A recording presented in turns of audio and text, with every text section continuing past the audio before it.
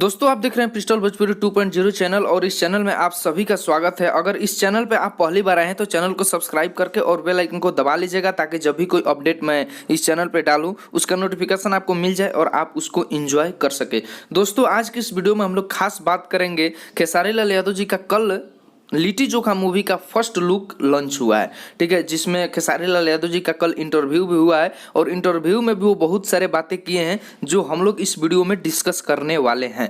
ठीक है, लोगों के मन में ये डाउट है कि खेसारी लाल यादव और काजल राघवानी का फिल्म तो आने वाला था ही नहीं, लेकिन ये कैसे आ गया। तो इस बात को मैंने पहले भी बहुत बार क्लियर किया है। ये जो फिल्म है ये पहले से ही शूट की गई है, इसलिए इसको रिलीज किया जा रहा है और इसका रिलीज डेट है 9 अप्रैल। ठीक है, अभी ये फरवरी चल रहा है, 9 अप्रैल सभी सिनेमा घरों में आपको देखने को मिल जाएगी। दोस्तों जो इंटरव्यू कल खेसारी लाल यादव जी का हुआ है उसमें सबसे बड़ा सवाल ये था कि खेसारी लाल यादव जी आप ये बताइए कि काजल राघवानी ने इंटरव्यू में कहा है कि खेसारी लाल यादव हमारे लिए कुछ नहीं है, जो है वो पवन सिंह है। इस पर आप क्या कहना चाहते हैं?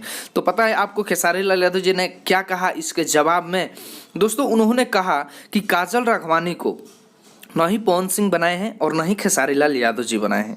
अगर किसी हीरोइन को खेसारी लाल यादव जी स्टार बना देते या फिर पवन सिंह जी स्टार बना देते तो आज भोजपुरी के हर वो हीरोइन सुपरस्टार होती जिसके साथ खेसारी लाल यादव जी काम किए हैं, जिसके साथ पवन सिंह जी काम किए हैं। मतलब ये जवाब सुनकर के मुझे काफ़ी अच्छा लगा और खेसारी लाल यादव जी के पास इतना सेंस है कि किसी भी सवाल का वो ऐसे जवाब देते हैं ना कि मतलब जो बोका इंसान होगा वो भी समझ जाएगा। और इतना क्लियर जवाब उन्होंने दिया है, बहुत मज़ा आया इस जवाब को सुन करके। उन्होंने साफ साफ क्लियर किया है और उन्होंने ये भी कहा कि काजल राघवानी को माफ़ी मांगना चाहिए लोगों से, क्योंकि काजल राघवानी को जिसने बनाया है, पब्लिक ने बनाया है, उसको कोई श्रेय नहीं दे रही है। वो पूरा श्रेय पवन सिंह जी को दे रही है कि मेरे करियर में पवन सिंह जी का सबसे बड़ा योगदान है।